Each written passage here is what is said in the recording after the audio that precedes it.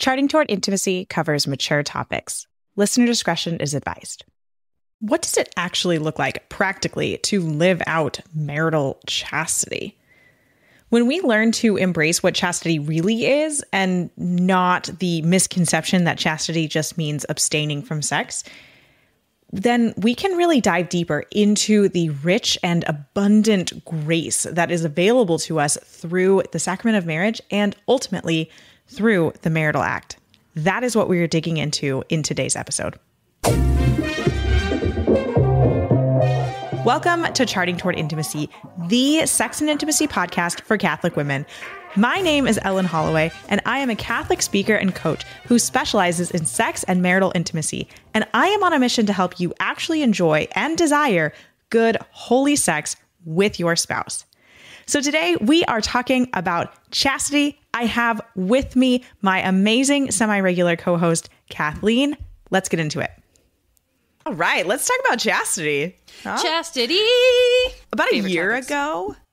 I know, honestly, it is. Chastity is so good. We have an episode where we really opened up the Catechism and just broke down what chastity is. About a year ago. I believe it's just called chastity. So you look that one up. Go look it up in the archives. It's a good one.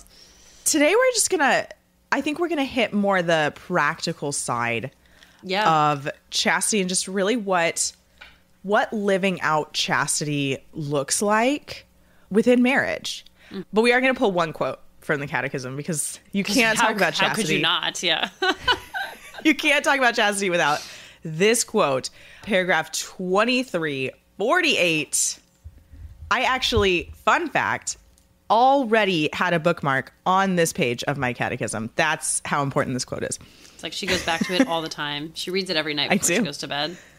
I just meditate on it. That's not actually true. But I do reference it often. Okay. 2348. All the baptized are called to chastity. The Christian has put on Christ, the model for all chastity. All Christ's faithful are called to lead a chaste life in keeping with their particular states of life. At the moment of his baptism, the Christian is pledged to lead his affective life in chastity. So what that affective, I actually just recently got a solid definition of what that means. The affective part of your life is your passions, your desires, your affective desires. And so what that final sentence is saying is you're leading those affective desires, those instant thoughts, those passions, you're leading them toward chastity, right? You're not always indulging in those passions, but you're directing them in the direction that they should go in. Yeah. All the baptized are called to chastity. Hashtag all the baptized. That honestly is just so important. And this is slightly a tangent comment, but that is so important. Because in the culture we live in today, right? There can just be this oh, well, how come they can, but I can't in certain situations, right? And it's no, that's not what we're looking at. We are looking at every single person being called to chastity, however that is played out through your personal calling, right? Mm-hmm. Maybe it's through marriage. Maybe it's not.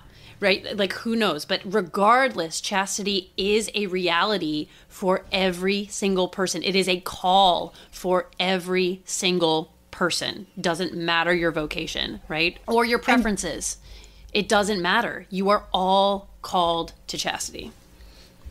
And I think this is where we get hung up on chastity, is just a true lack of understanding what chastity means, because I just so commonly see this we're supposed to remain chaste before marriage, and then we're supposed to remain chaste when we're trying to avoid pregnancy. And those are the only two times when we're trying to remain chaste. And that's not true. Remaining chaste does not mean not having sex.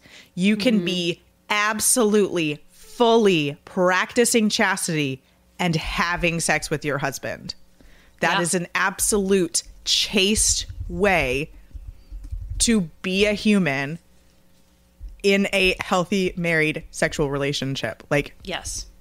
So that's that line in that quote, I mean, there's just like it's this like 4-sentence little paragraph, but there's so much in it. All Christ faithful are called to lead a chaste life in keeping with their particular states in life. So a married woman is called to practice chastity within the sexual relationship of your marriage, because your marriage is a sexual relationship. It's designed to be a sexual relationship.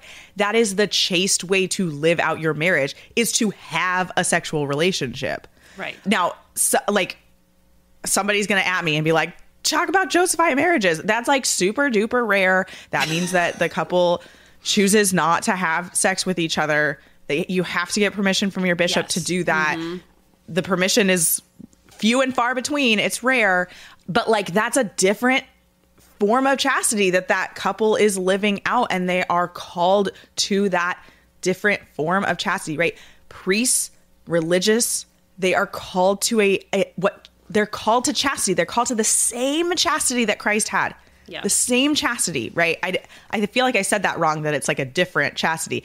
It's all the same chastity. It's lived out particularly for your situation, right? So chastity for priests, chastity for religious looks like no sex, right? Not having a sexual relationship.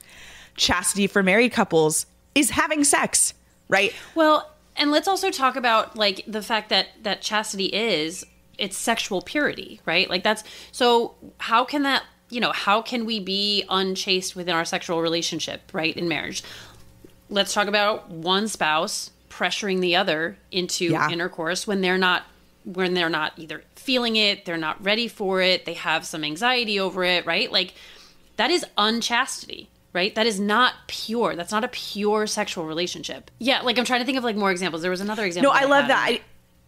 I think it's really all about the 4 aspects of married love: the free, total, faithful, and fruitful. Yes, exactly. When we are living chastely, we're hitting on all 4 of those parts, right? So using contraception is not living chastely. Pulling out oral sex to the simulation of the man to orgasm outside of the vagina, that is not living chastely, right? These are grasping at sexual pleasure when it is not, outside of the context of a full sexual act, right? Yes. Like masturbation, those things are unchaste. They are outside of the purity of the sexual relationship, because what is the sexual relationship? It is imaging God. Yeah. Right. It is imaging the Trinity. It is 2 becoming 1. We're imaging this divine Trinitarian love, this exchange of love. And so we have 2 humans. We have a man and a woman coming together freely of their own volition. They're coming together totally. They're giving a full self-gift to each other. Yeah. They're coming together faithfully in a permanent relationship, because God is eternal. So if we're going to image God, it has to be pretty darn permanent. Yeah. They're coming together faithfully toward each other, and they are always leaving that relationship open to the creative will of God, right? That's the fruitful aspect. And that creative will of God might look like a child. That creative will of God might look like abundant grace. It's going to look like, maybe it's going to look like both, right? Yeah. Fruitful can mean more than just a child. I think we focus a lot on the child aspect. Like every single one of your sexual encounters should be fruitful, right? It's fruitful in bringing you closer together, right? When you're coming together freely, totally, faithfully. It's fruitful in it bears fruit in the life that you have, right? A beautiful, healthy marriage just bears fruit in the world, right? Just people see a healthy marriage. That sexual relationship builds on that healthy marriage. Yes, perfect. I think it's so true. I'll divert slightly. My husband and I personally had never learned more about what it means to practice chastity. I want to talk about practicing chastity, right? And because we do have women who listen to this podcast that aren't married yet. That's true. Right? So let's address... You're welcome to be here. Exactly. Welcome. We love having you here. But let's talk about that for a second. Like this, like practicing chastity, right? And how hard it is before marriage. And oftentimes we look at chastity before marriage as this thing that like will come to an end on our wedding day, right? But we need to squash that, because here's the reality: it does not ever end, which is why we call it practicing chastity. Because you know what's harder than not having sex when you're not married is not having sex when you are married, right? Suddenly it's an available thing to do. It is licit. There's no like but it's mental, off the table for some reason, right? Exactly. So really, truly, you know, there's this practicing element that is so important before marriage that we all need to change we need to change like our viewpoint on it from like, okay, I'm practicing it now and it will end, to no, I'm practicing it now because it won't end. Right? Well, and let's talk about and that practicing, it continues through marriage, because ultimately, like, let's go back to the quote we just said. The Christian has put on Christ, the model for all chastity. So where are we ultimately going to perfectly live out chastity? Yeah. In heaven, right? Our life here on earth is practicing chastity for heaven. Heaven is where we are going to live it up with chastity.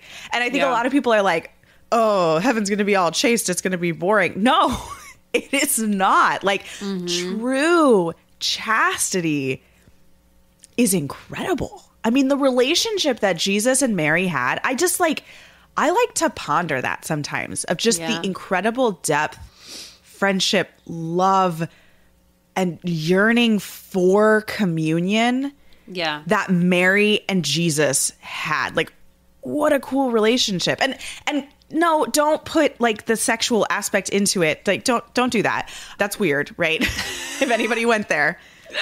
Like, we're talking about the communion of persons, right? And what's ultimately going to be in heaven. And our married relationships are little glimmers of that. They're helping us understand like the depth of that relationship, right? But like Mary and Jesus on earth, they were the two humans that like ultimately lived out a chaste relationship perfectly. And like that relationship was so full of depth and communion and beauty and love. Like, how cool was that relationship?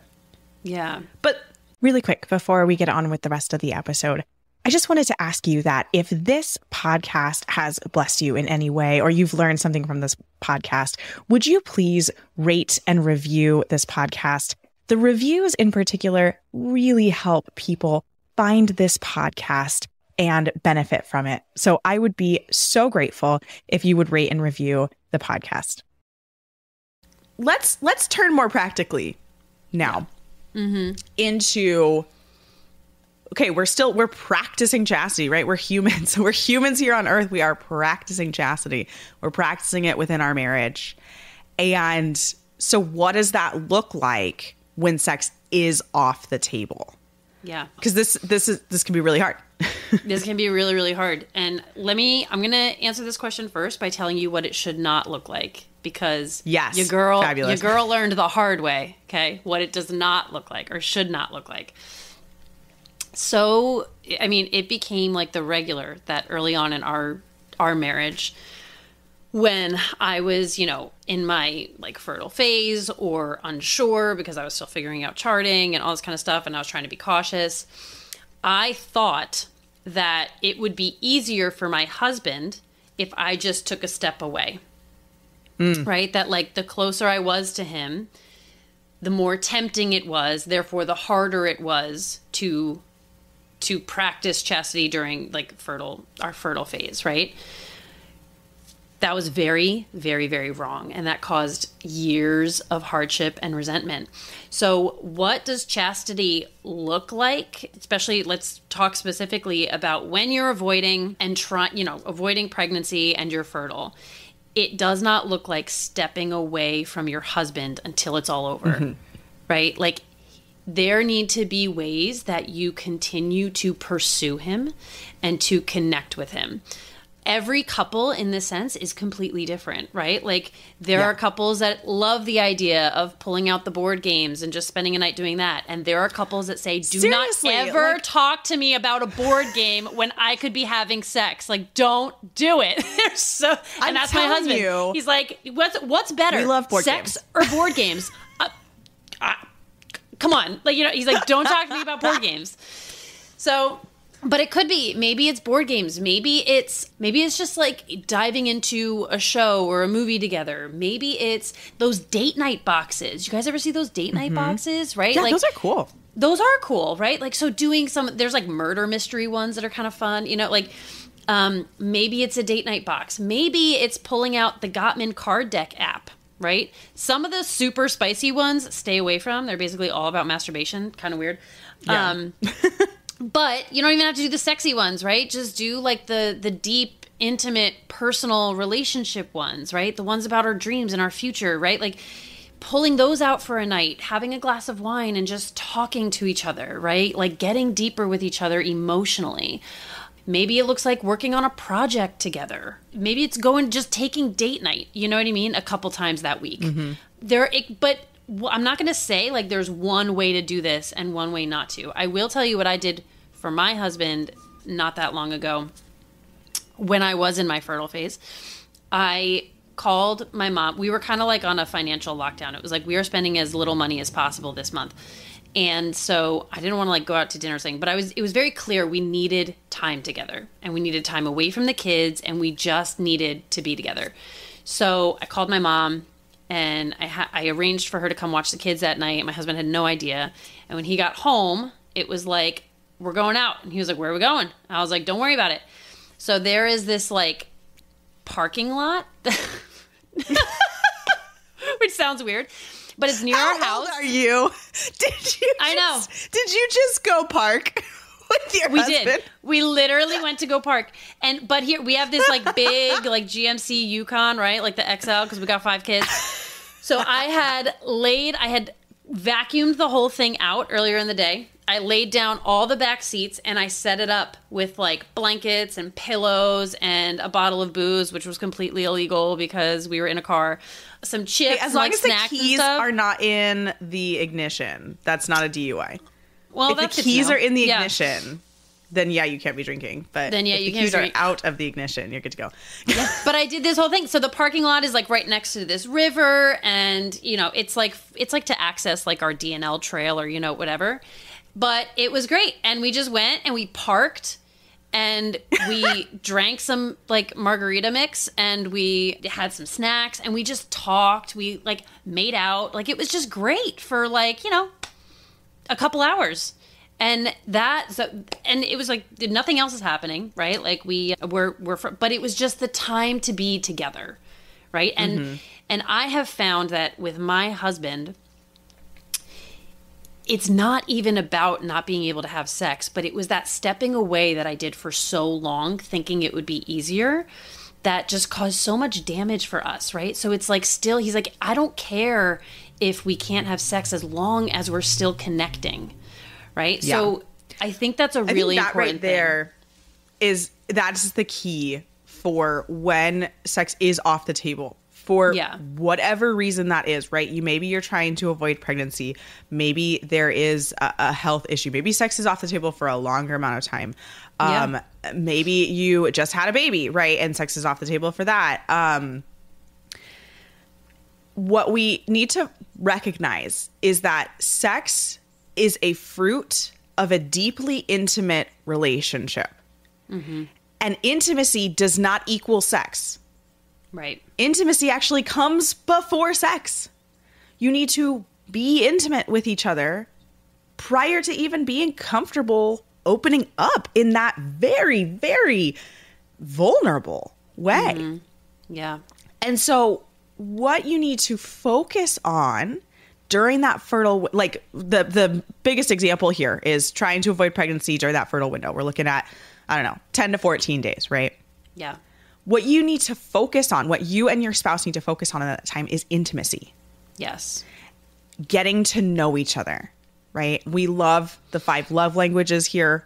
focus on the love languages.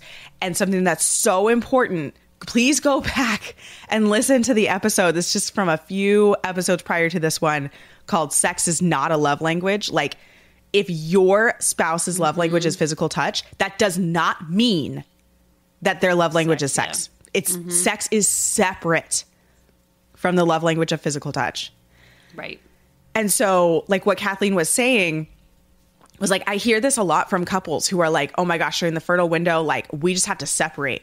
I hear that some couples sleep in separate beds during the fertile window. Yikes. Yeah. Somebody sleeps on the couch or like in the guest room or something like that. And they do that because it's like, oh my gosh, otherwise, like, we just, like, he can't keep his hands off me. I can't keep my hands off him. We can't keep our hands off each other. Like, if that is what is happening, you guys need to practice chastity. You are not integrating chastity into your sexual relationship. Like, if there is no possible way for you to sleep in the same bed and not, like, arouse each other sexually, if that's not possible for you, then I need you to go back to 2348 in the Catechism, and I want you to read the whole section on chastity, and I need you to bring that to the Lord. Because chastity is not currently present in your sexual relationship, and it needs to be. Yes. If that's the case, right? If it is too hard for that, right? So, and I started to say this because, like, somebody who feels really loved through physical touch, if you are separating from each other for that fertile window, suddenly love has just been removed from their life. Like, you're like removing love from your marriage. And so continue to touch each other, right? Continue to hold hands and hug and kiss and, you know, put your arm around their shoulder if you're watching a TV show, or sit close next to each other so your legs are up against each other. That is still perfectly chaste for a married couple to do at any time. But I will say that make your current state, make it known, right? Like, don't, like, you have to communicate though, right? Like, make it, okay, listen, I, you know, entered my fertile phase today. Like, I'm in my fertile phase. So, you know, like, sex is off the table, but, like, let's snuggle, let's make out, let's, like, do whatever, you know what I mean? Like, whatever you need to do. And also, don't forget that trust is a thing. Again, maybe there are times where you really, truly, seriously have to avoid. And, like, though, like, we are called to prudence in those situations. However, I think for a lot of us, we don't have to be avoiding as much as we want to avoid. So don't consider the, like, oh no, we can't make out because then what if what if it, like, goes further and we can't stop? Then, like, praise be to God, you know, like, you're married. Yeah. You could do that. And you know what? If a baby comes to it, praise be to God, right? Like, I say this, I've said this before in this podcast, I say it to people all the time. There are times when your marriage needs sex more than you need to not get pregnant. So there might be times, and should be times, in your marriage where you just abandon the NFP rules and put all of your trust in God. Like, those times, I think, are so healthy and renewing for marriages, that it's like, okay, I'm not using this as Catholic birth control, right? Again, this is talking to people who don't have really serious reason to avoid, but that just sort of want to for right now. Like me, right now. I don't have serious reason to avoid. I just kind of want to, right? But this is such an important thing, to give yourself permission to abandon the rules, to feed your marriage, and to grow your trust in God. That is such an important place for us to find ourselves in sometimes. And don't forget that, you know, it's not about following everything perfectly. There's typical use for a reason, right? So, yeah, and you are married. You have permission to do that, right? Like, just follow the prompting of the Holy Spirit and where he's leading you to in each particular moment to truly, you know, practice chastity and avoid, or to feed your marriage in the way God designed it to be fed. And something I just want to touch on before we close is that I get the question a lot of, like, okay, well, what can we do? What's okay, right? Where's the line? How far is too far? And look, if we're coming at it from that angle, we're just white knuckling our way through the fertile window. And so that's why we haven't talked about the line. We haven't talked about what you can and cannot do, right? Right. I mean, a little bit, right? But like, it's more about focus on what's important here. And intimacy is what is important.